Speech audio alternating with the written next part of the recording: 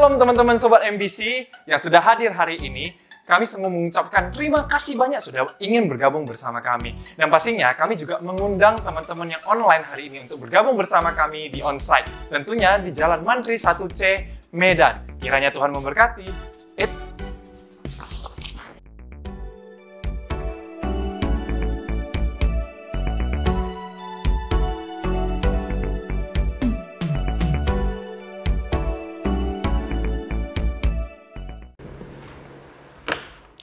MBC juga mengadakan persekutuan doa malam setiap hari Jumat jam 7 malam di Jalan Mantri nomor 1C.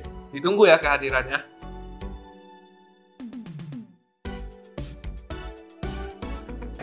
Bos. Ada apa? Ada info terbaru nih, Bos. Oh, apa ini? P3M Wilayah akan mengadakan Youth Camp, Bos. Di tanggal berapa? Tanggal 7 sampai tanggal 9 Oktober 2022. Diadakannya di mana? Di Brastagi, tepatnya di Manahil, Bos. Terus temanya? Temanya The Calling. Pembicaranya bagus kan? Pembicaranya luar biasa banget, Bos. Cocok untuk anak muda. Pembicaranya Pendeta Josh Carroll. Oh, bolehlah. Jadi, Bos, tunggu apa lagi? Daftar ya. Ya, daftarkan segera dirimu. Kiranya Tuhan memberkati. See you next Sunday.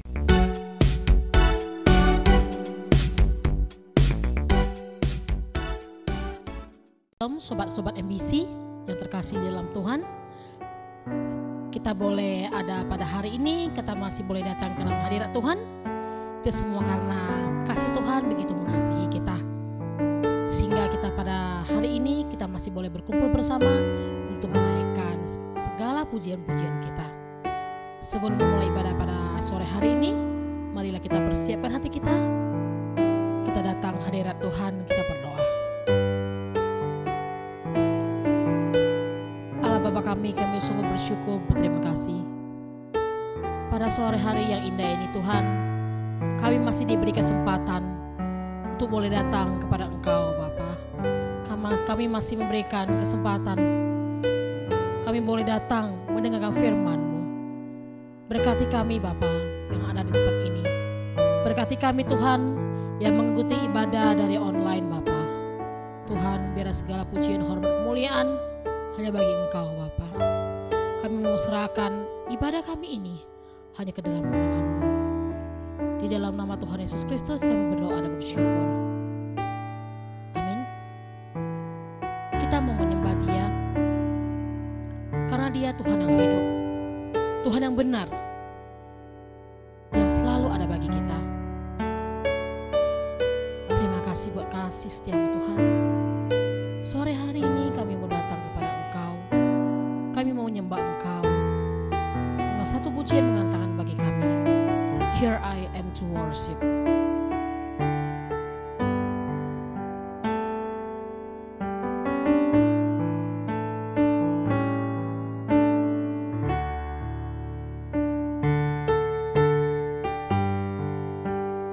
Light of the Word.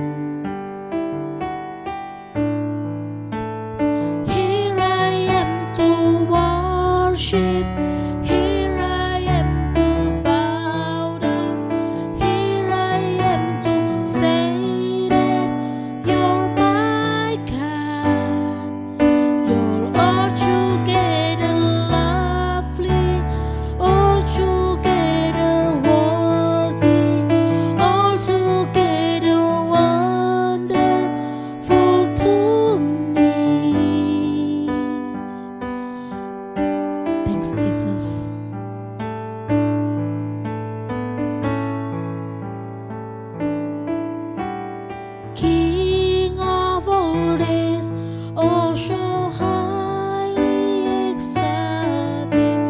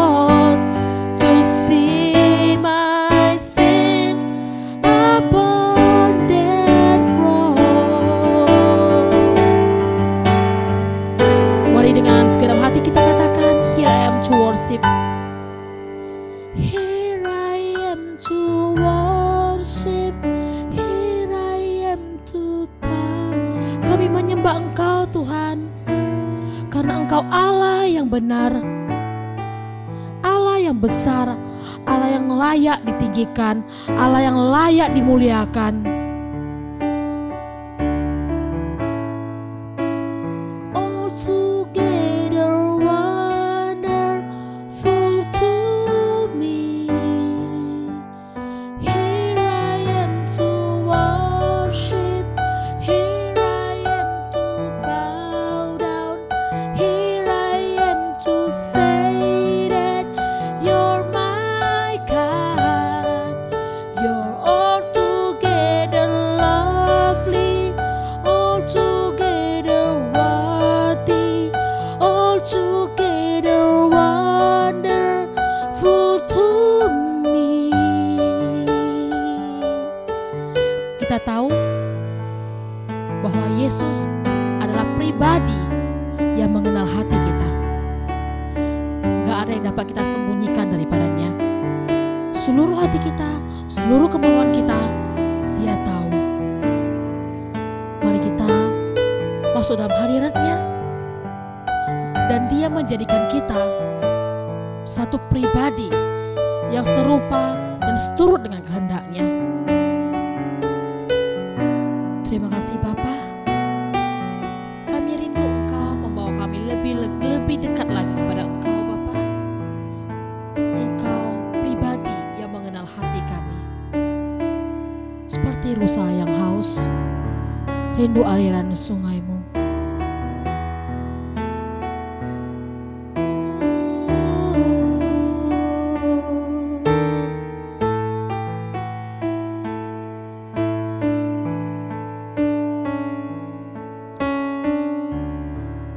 Seperti rusa yang haus. Haleluya.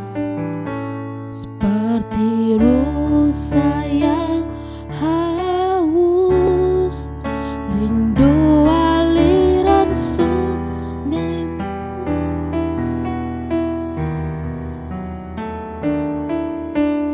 Hatiku tak tahan menunggu-Mu. Bagai tanah gersang, rindu aliran hujan. Bagai tanah gersang, menanti datangnya hujan. Demikianlah jiwa kami Bapa. Begitupun jiwaku, Tuhan. Hanya Engkau pribadi yang mengenal, hanya Engkau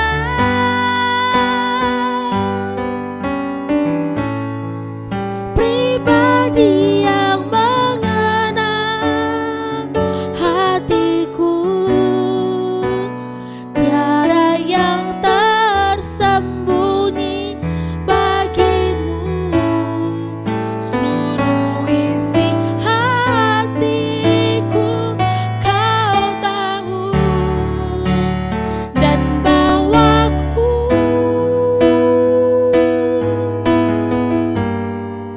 untuk lebih dekat lagi padamu, tinggal dalam indahnya dekapan kasih-Mu.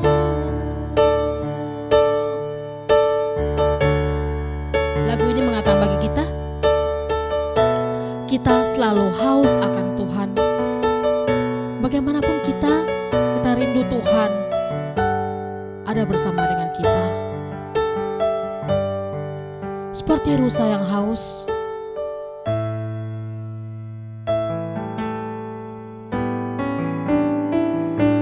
seperti rusa yang haus, rindu aliran sungai-Mu.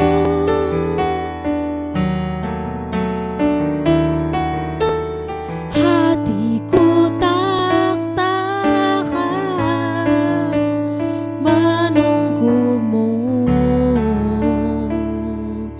Bagai tanah gersang, bagai tanah gersang menanti datangnya hujan. Begitupun jiwaku, Tuhan. Saya undang teman-teman kita bangkit berdiri, kita katakan, hanya Engkau,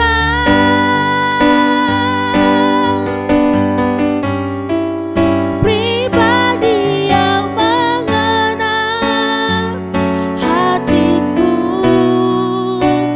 Tiada yang tersembunyi bagimu, seluruh isi hatiku Kau tahu dan bawaku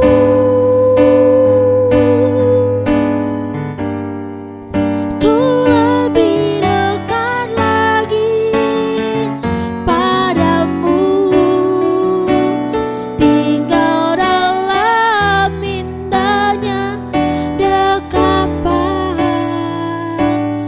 kasih-Mu.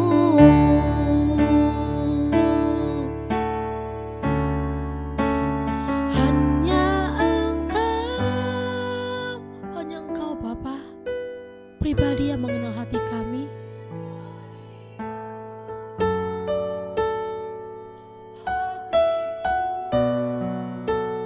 Tiada yang tersembunyi, seluruh hati kami Kau tahu Tuhan. Kami rindu Kau bawa kami lebih dekat lagi kepada Engkau.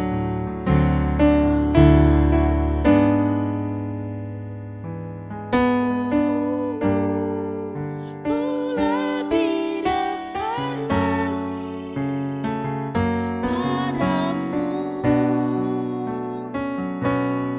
dalam indahnya dekapan kasih-Mu. Hidup kita sangat berharga di hadapan Allah. Kita tidak ada yang tidak berkenan di hadapan Allah. Dia menjadikan kita seturut dengan gambarnya, seturut dengan ciptaannya, karena kita indah bagi Dia. Dia rela memberikan anaknya Yesus Kristus mati di kayu salib demi menembus segala dosa kita. Semuanya karena Dia mengasihi kita. Dia mau kita berkenan di hadapan-Nya.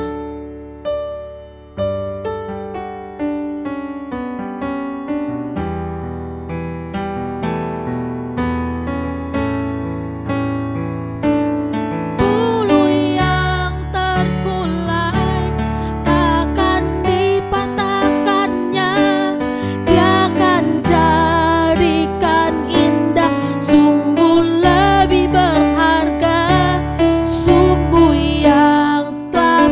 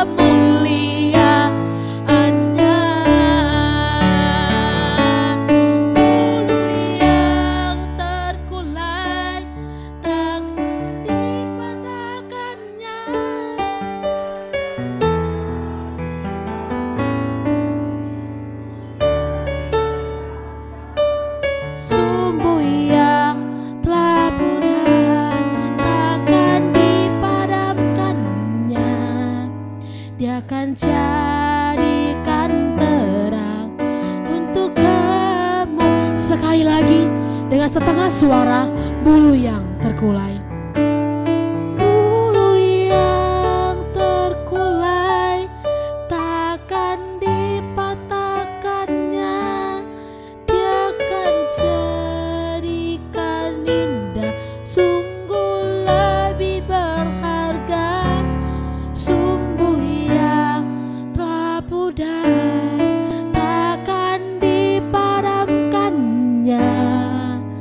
Dia akan jadikan terang untuk kemuliaan. Dia akan jadikan terang untuk kemuliaannya.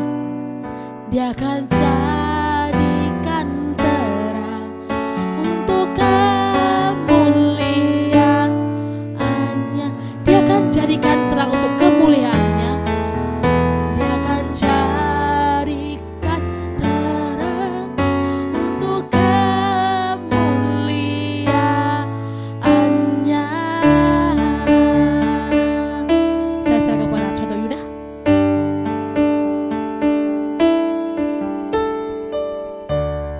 Silakan duduk, saudara-saudara sekalian. Mari kita bersama-sama berdoa. Tuhan, sama seperti lagu ini, hidup kami begitu berharga.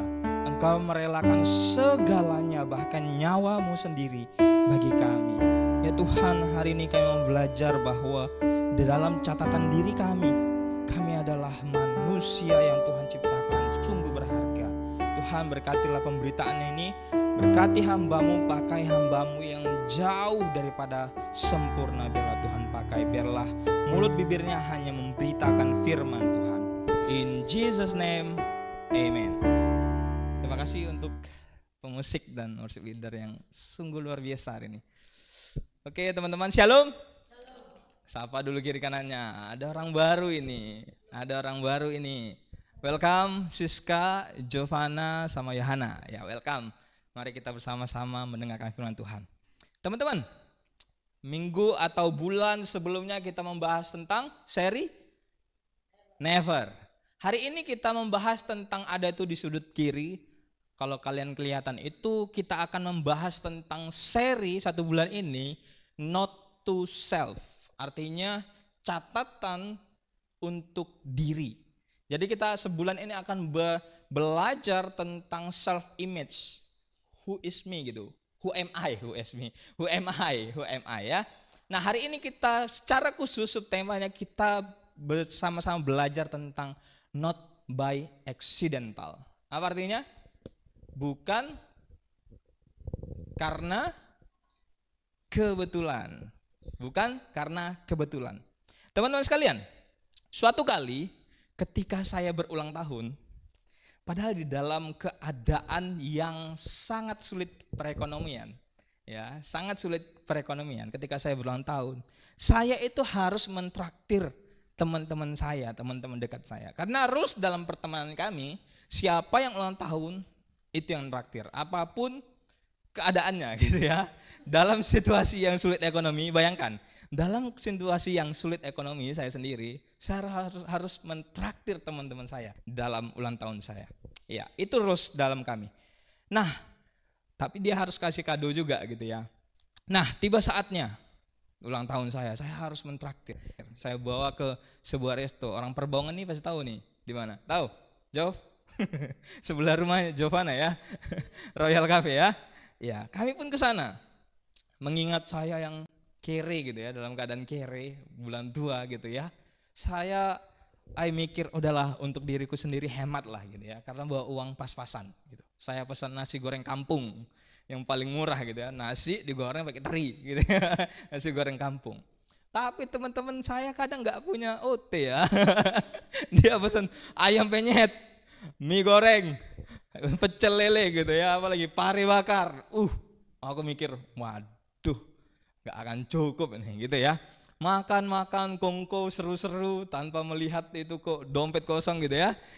Melihat itu tiba saatnya, Kak, wis dengan sombongnya, Kak, bil, gitu bilnya datang. Seret, 250.000. Saya buka, pas 250.000. Mungkin teman-teman ini berpikir sama seperti saya. Wih, kebetulan kali nih 250 pas, nggak pakai lebih, nggak pakai kurang. Itu adalah kisah saya. Kebetulan sekali nih, ditambah perasaan yang untung pas ya, kalau enggak bro talangin dulu ya, nggak bawa uang gitu ya, tanpa dalam perasaan malu. Pertanyaannya teman-teman, bener gak sih kebetulan itu ada? Atau lebih esensial lagi, lebih dalam lagi, apakah kebetulan itu ada? Kita akan belajar bersama-sama. Mari kita bersama-sama belajar. Apa itu kebetulan? Kebetulan dari Kamus Besar Bahasa Indonesia adalah sebuah hal yang terjadi secara tidak sengaja. Jadi kalau teman-teman pergi tanpa janjian sama teman kalian, terus jumpa di Sun Plaza, di Tamrin, kebetulan banget kita ketemu di sini. Lu dari mana aja gitu ya? Itu kebetulan. Lalu mungkin teman-teman udah ulangan atau ujian, nggak belajar gitu ya. Jawabnya asal-asal, nengok kancing gitu. Terus pakai dalam nama Yesus, gitu ya.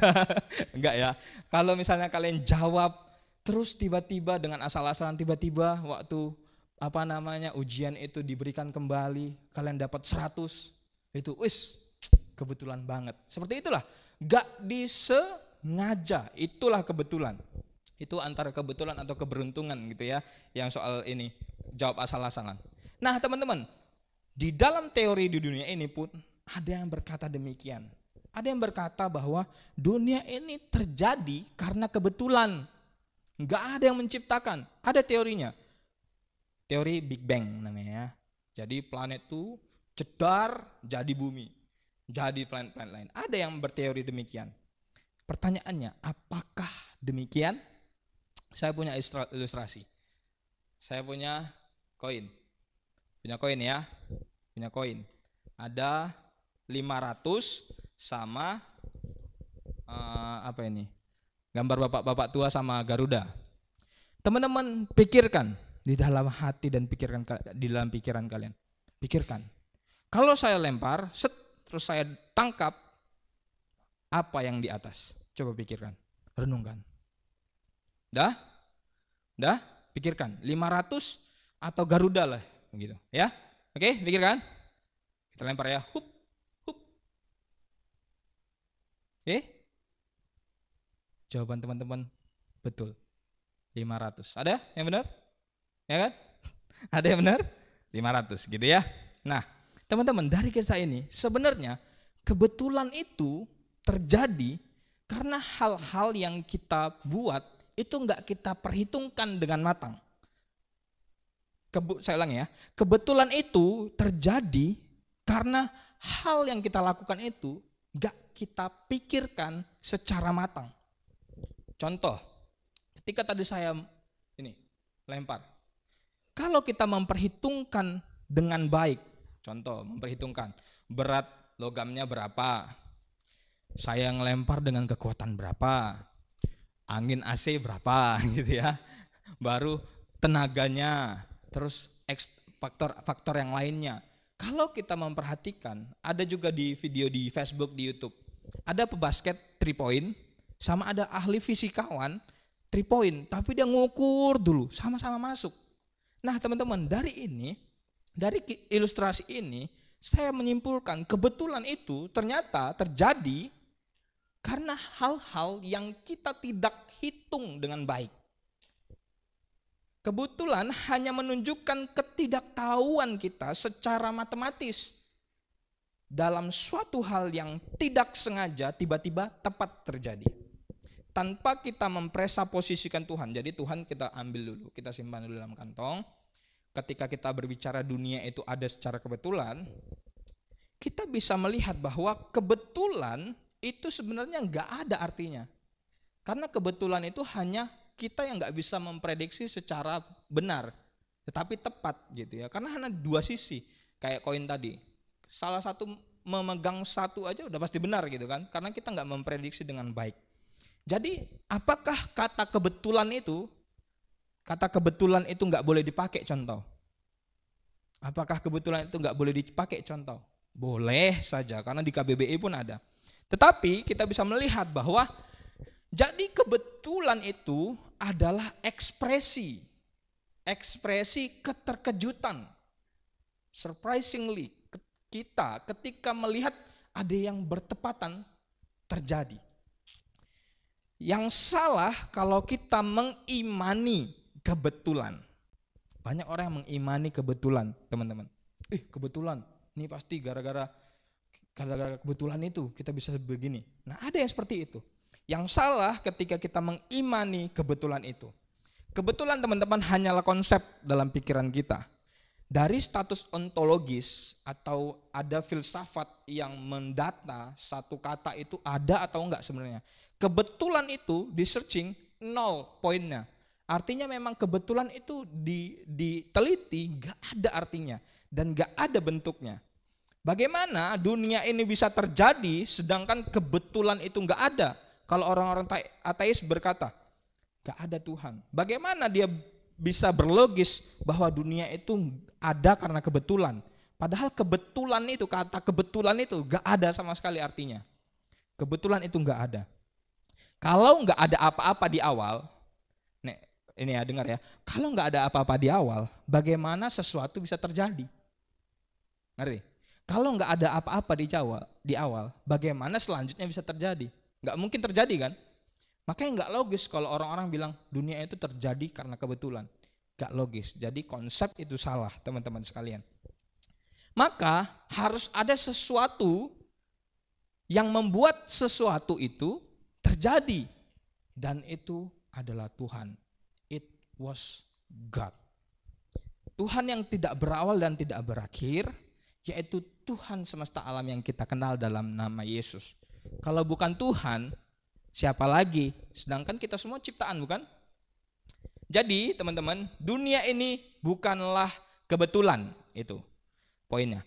Dunia ini bukanlah kebetulan, melainkan ada Tuhan yang menciptakan ini semua. Mungkin teman-teman berpikir, ini kan pelajaran ATK ya, pasti Tuhan ciptakan dunia lah. Tapi teman-teman, kalau teman-teman perhatikan, orang-orang ateis, ada teman saya, mereka memang gak percaya kalau dunia ini itu diciptakan Tuhan. Karena mereka nggak percaya sama Tuhan. Jadi kita dapat bahwa dunia ini bukan secara kebetulan. Kita lepaskan dulu ya tentang Alkitab. Jadi dari konsep kalimat ateis itu aja, dunia ada karena kebetulan, itu aja udah keliru gitu ya. Apalagi kalau kita lihat Alkitab. Jadi kita bisa bilang kalau dunia ini atau semua yang kita alami ini not by accidental. Bukan karena kebetulan. Tetapi karena Tuhan. Coba katakan kiri kanan. Kata semua karena Tuhan. Katakan kiri kanan. Semua karena Tuhan. Karena Albert Einstein berkata juga teman-teman. Di dalam Tuhan menciptakan dunia, Tuhan itu enggak sedang bermain dadu. Dadu, tahu dadu. Jadi ketika Tuhan menciptakan dunia, Tuhan itu enggak random aja mau 1, 2 sampai 6, enggak. Lalu dibiari angkanya, enggak. Tuhan itu benar-benar merancang dunia ini terjadi, dunia ini diciptakan. Kalau kita melihat Alkitab sebagai fondasi dasar orang Kristen, teman-teman. Pertama kali kita buka Alkitab, Kejadian ya, atau Keluaran duluan? Kejadian ya. Kejadian ya. Kita lihat Kejadian. Yuk kita baca sama-sama ya. Kejadian 1 ayat 1 kayak liturgi Natal ya. Kejadian 1 ayat 1, 2, 3 ya. Pada mulanya Allah menciptakan langit dan bumi. Alkitab pertama kali kita buka itu langsung firman Tuhan berkata, pada mulanya Allah. Bukan pada mulanya diciptakan langit dan bumi. Tapi firman Tuhan bilang apa? Pada mulanya Allah menciptakan langit dan bumi. Jadi segala sesuatu di dunia ini, baik keteraturan planet-planet, bumi berputar pada porosnya, itu semua Tuhan yang ciptakan.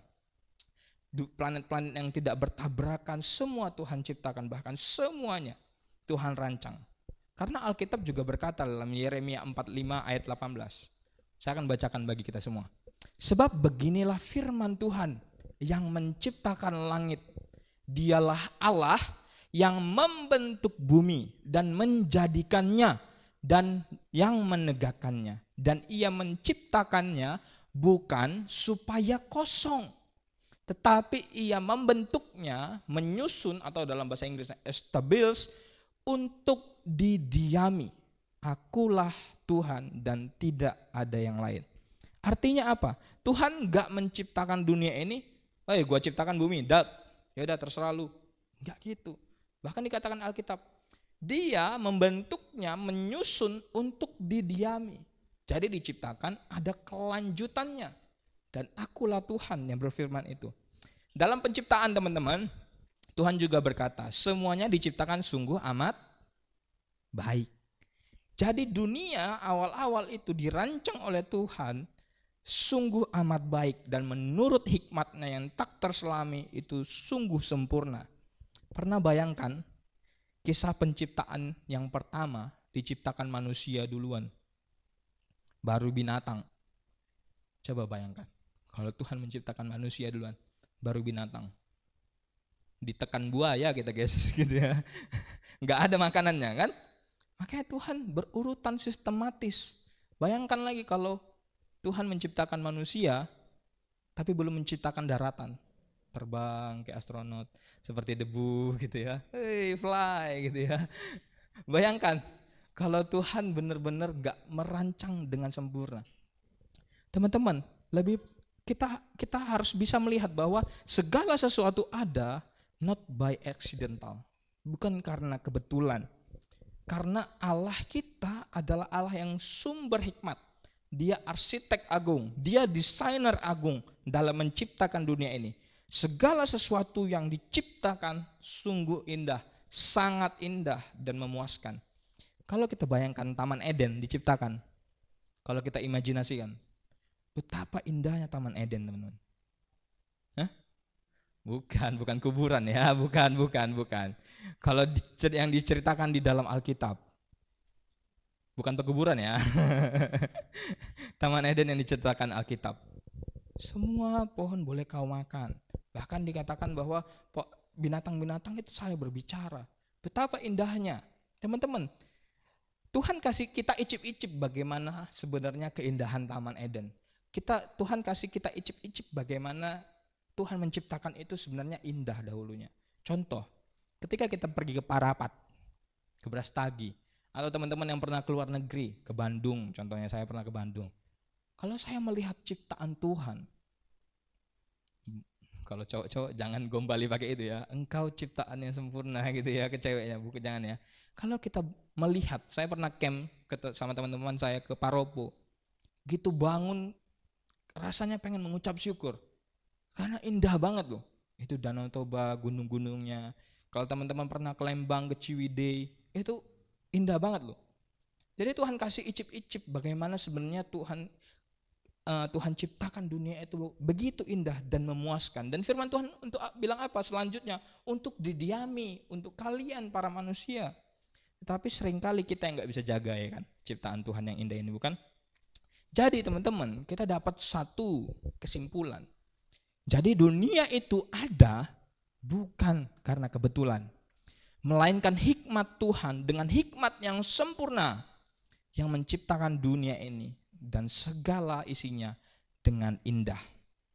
Karena Kolose pasalnya yang pertama ayat 16 juga berkata, karena di dalam Dialah telah diciptakan segala sesuatu yang ada di surga dan yang ada di bumi, yang kelihatan dan yang tidak kelihatan, baik singgasana maupun kerajaan, pemerintah maupun penguasa. Jadi semuanya include ya. Bukan berarti Tuhan menciptakan setengah-setengah, include. Segala sesuatu diciptakan oleh Dia dan untuk Dia. Tuhan bukan hanya titik awal kita saja teman-teman ketika kita tercipta, tapi Ia juga sediakan next-nya. Next-nya lu mau ngapain manusia gitu. Karena Tuhan begitu sistematis, begitu rapih kerjaannya. Tuhan telah memikirkan jauh sebelum apa yang kita alami saat ini. Bahkan besok, bahkan selamanya Tuhan sudah atur teman-teman. Karena dialah yang punya hidupmu dan hidupku, bukan orang lain, bahkan bukan dirimu, karena Tuhan yang punya hidup kita. Tujuan Tuhan dalam hidup kita juga sudah dirancang ternyata oleh Tuhan, bahkan sebelum kita dilahirkan. Teman-teman sekalian, mungkin dari antara teman-teman merasa bahwa aku kok bisa tercipta di dunia yang di posisi yang begini ya. Orang tuaku kok nggak ada ya ketika lahir ya. Mungkin di dalam benak teman-teman, tapi Tuhan pencipta semuanya. Kok aku merasa berjuang sendiri ya di saat sekarang ini. Mungkin teman-teman merasa, kenapa ya di posisiku saat ini, kenapa nggak ada yang mempedulikan aku ya. Mungkin dalam posisi teman-teman, kenapa Tuhan menciptakan aku dalam kehidupan seperti ini, sama seperti saya. Saya terlahir difabel, teman-teman. Saya dulu berkata bahwa kenapa Tuhan ciptakan aku begini? Mungkin itu yang ada di dalam benak teman-teman saat ini. Pertanyaan kepada Tuhan, kenapa Tuhan menciptakan aku seperti sekarang ini? Mungkin di dalam kehidupan teman-teman lagi bertanya-tanya sama Tuhan. Ketika kita mengetahui bahwa Tuhan menciptakan dunia ini yang teratur, kalau teman-teman lihat keteraturan bumi ini, bahkan gravitasi ada. Bayangkan kalau Tuhan gak ciptakan gravitasi ini, bumi yang gak berputar sama porosnya. Kita ibadah bisa di langit ke bawah gitu ya, atau balik-balik gitu ya. Kadang samping gitu ya. Teman-teman, Tuhan tidak menciptakan kita, bahkan dunia, tanpa tujuan. Semuanya punya tujuan. Kalau kita mikir, manusia aja menciptakan sesuatu punya tujuan kan? Iya kan? Manusia aja itu menciptakan sesuatu itu punya tujuan, bukan tanpa tujuan. Jadi suatu hal yang kalau gak ada tujuannya, itu gak bernilai. Kalau sesuatu diciptakan gak ada tujuannya, itu gak punya nilainya teman-teman sekalian. Gak punya nilainya. Dan kalau berbeda dari tujuan yang dirancang Tuhan sebenarnya, pasti kita mendapatkan ketertawaan. Kalau sesuatu diciptakan sebenarnya untuk ini, tapi dipakai untuk yang lain, pasti dapat tertawaan. Sama seperti benda-benda ini teman-teman. Coba lihat slide-nya, sama seperti benda-benda ini. Kalau diciptakan lalu tidak seperti yang diciptakan tujuannya, pasti aneh kan? Lihat, ada hanger tapi pakai jemuran. Ada kaca spion yang tujuannya itu untuk melihat ke belakang, malah pakai telenan gitu ya. Gitu ya. Ada lagi, motong kue pakai kapak. Jadi kalau sesuatu benda, sesuatu deh apapun kalau diciptakan terus tujuannya itu beda, pasti dapat tertawaan. Saya melihat gambar-gambar ini ketawa. Ada AC. Diciptakan untuk apa? Mendinginkan ruangan. Benar sih mendinginkan, tapi nggak mendinginkan dunia gitu ya. Nah, kalau kita melihat kalau tujuan itu beda, hanya dapat tertawaan. Hanya dapat tertawaan. Sama halnya dalam Tuhan menciptakan dunia ini. Kalau tanpa tujuan, dunia ini diciptakan, untuk apa kita hidup? Itu pertanyaan terbesar kita dalam 1 bulan ini. Untuk apa kita hidup? Jadi kita akan membahas not to self. Jadi untuk apa kita hidup akan kita bahas dalam seri ini, not to self. Catatan untuk diri sendiri. Jadi Tuhan menciptakan dunia, bahkan dirimu dan diriku, itu dengan tujuan. Semuanya dengan tujuan. Bahkan Tuhan ciptakan seperti ini, Danau Toba, pohon-pohon yang banyak, itu dengan tujuan. Dengan tujuan. Pernah mikir, pohon kenapa ada gitu ya? Kenapa nggak semua kota aja ya? Biar semua jadi orang kota gitu ya. Nggak ada yang orang desa. Pernah mikir, kenapa pohon-pohon ada? Kalian ketika liburan itu harus ada yang kalian dapat gitu teman-teman. Baik pengalaman dengan Tuhan, dengan sekitarnya, kita mengalami Tuhan. Saya pernah bertanya dengan pohon, kenapa kok harus diciptakan sebesar ini gitu ya? Oh ternyata untuk melindungi ini itu. Melindungi dari panas dan sebagainya. Teman-teman, segalanya itu diciptakan dengan tujuan. dengan tujuan Tuhan. Jadi kita bisa dapat poin selanjutnya bahwa kita baca sama-sama ya. Bahwa 2-3 ya, Tuhan menciptakan dunia penuh dengan tujuan. Semua dengan tujuan. Pernah juga berpikir bahwa kenapa harus ada rantai makanan? Ada yang masih ingat rantai makanan? Padi dimakan tikus, tikus dimakan ular, ular dimakan elang, terus elang. Nah itu pun aku lupa gitu ya. Pernah mikir, kenapa ya Tuhan ciptakan begitu? Harus ada sistemnya, harus berurut. Kenapa? Pernah? Karena pasti ada tujuannya. Mungkin kita nggak tahu saat ini, tapi belajar pasti ada tujuannya. Saya pernah berpikir, kenapa ya sekarang itu orang lebih mencari sesuatu yang alami? Contoh, vegetarian. Kenapa orang memilih itu? Karena tujuannya memang kita itu lebih baik kalau kita memakan vegetarian, memakan sayur tumbuh-tumbuhan gitu. Kita sering kali makan McD gitu ya, nasi goreng depan gitu ya, yang lain-lain gitu ya. Mementingkan sesuatu yang tidak mementingkan sesuatu yang natural. Teman-teman, tujuan Tuhan menciptakan manusia juga adalah untuk kemuliaannya. Jadi kita dapat satu poin lagi. Tujuan manusia diciptakan juga adalah untuk kemuliaannya. Tujuan Tuhan menciptakan dunia dan manusia yang adalah masterpiece, karya agung Allah, adalah untuk kemuliaannya. Cuma terkadang ada yang berkata, kenapa Tuhan seperti haus dengan kemuliaan?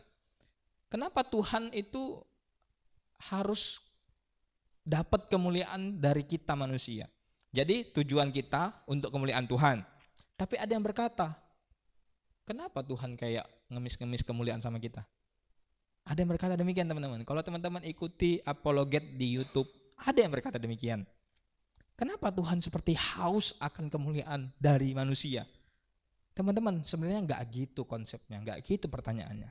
Sama seperti prinsip kita ibadah pandang kemarin.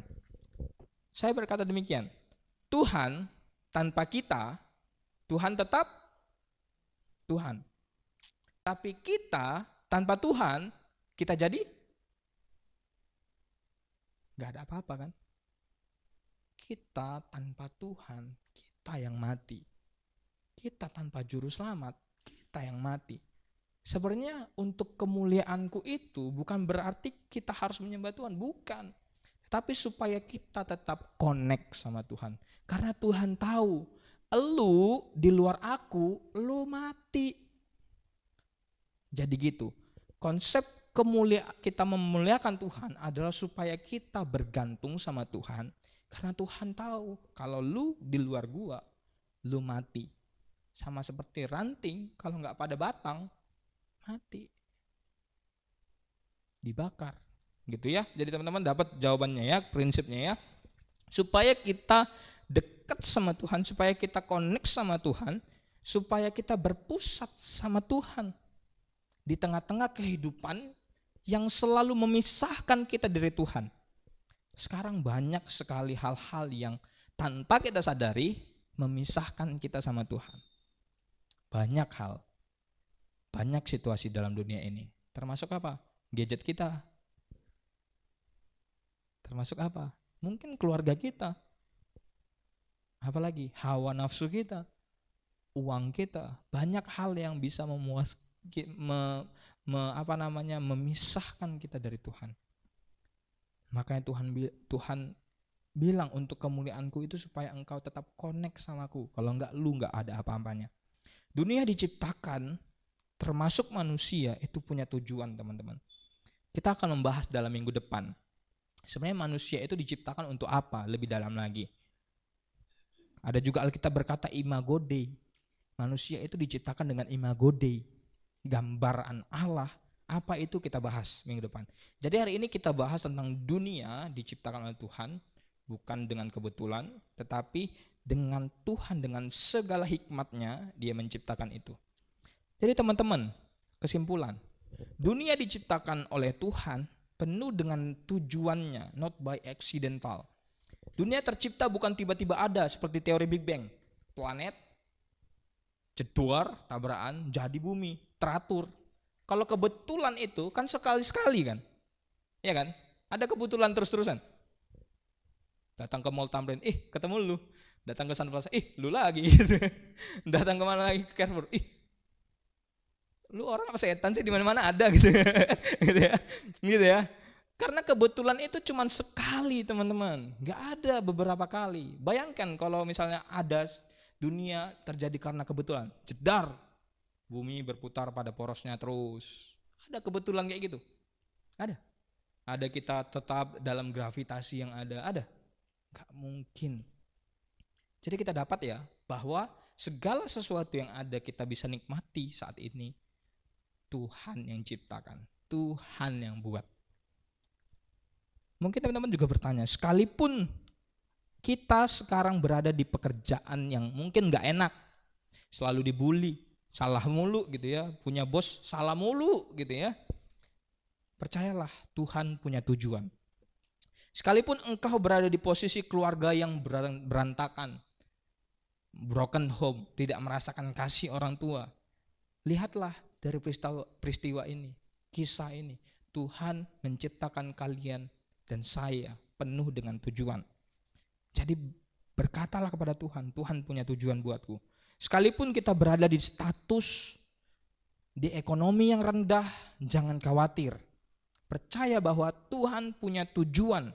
Tuhan semesta alam yang menciptakan segala keteraturan di dunia ini, yang kalau sedikit aja berputar dari porosnya kita udah gempa gini gitu, punya tujuan untuk engkau dan saya. Jadi katakan sama-sama, Tuhan punya tujuan. Katakan, Tuhan punya tujuan. Jadi teman-teman, segala sesuatu yang kita hadapi saat ini, percayalah bahwa Tuhan itu izinkan. Karena ada tujuan Tuhan di dalam hidupmu dan hidupku.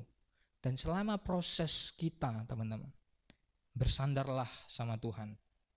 Bersandarlah sama Tuhan. Karena kita ada bukan karena kebetulan. Bahkan saya juga sekarang menikmati. Ketika saya dulu berkata, Tuhan kok ciptakan saya seperti ini? Sekarang saya mulai tahu prosesnya. Gak kebetulan loh Tuhan kasih aku begini. Gak kebetulan loh kejadian ini ada. Gak kebetulan loh orang tua aku begini. Gak kebetulan loh. Di dalam proses teman-teman menikmati tujuan Tuhan, bersandar sama Tuhan, connect sama Tuhan, melekat sama Tuhan. Karena Tuhan mau kita melekat sama Tuhan dan untuk kemuliaannya. Amin. Kita ada bukan karena kebetulan, tapi ada tujuan Tuhan dalam hidup kita. Mari kita berdoa. Tuhan, kami bersyukur hari ini kami boleh belajar satu hal, bahwa segala sesuatu, everything, itu semua dalam rancangan dan tujuan Tuhan. Bukan karena kebetulan, bukan karena random Tuhan ciptakan kami, tapi Tuhan punya tujuan untuk kami. Mungkin di dalam proses kepada tujuan Tuhan itu sakit, mungkin di dalam prosesnya kami sedih, namun biarlah kami boleh bersandar sama Tuhan penuh, karena Tuhan yang menciptakan dunia begitu indah ini adalah Tuhan yang empunya kami. Tuhan, tolonglah kami, beri kekuatan kepada kami agar kami boleh menikmati Tuhan, connect terus sama Tuhan, karena kami tahu di luar Tuhan kami mati, kami tidak ada apa-apanya. Terima kasih Tuhan, hamba-Mu setelah selesai berbicara, namun biarlah firman Tuhan tetap ada di dalam hati kami, tetap berakar, tetap bertumbuh, bahkan berbuah ya Tuhan. Inilah seru dan doa kami ya Tuhan. In Jesus name, amin. Teman-teman sekalian, pulanglah dengan membawa berkat daripada Tuhan. Kasih dari Allah Bapa yang dinyatakan melalui Yesus Kristus dan pengorbanannya di atas kayu salib, pertolongan, kekuatan serta penghiburan dari Roh Kudus menyertai engkau dan saya mulai hari ini, esok dan sampai selama-lamanya. Amin.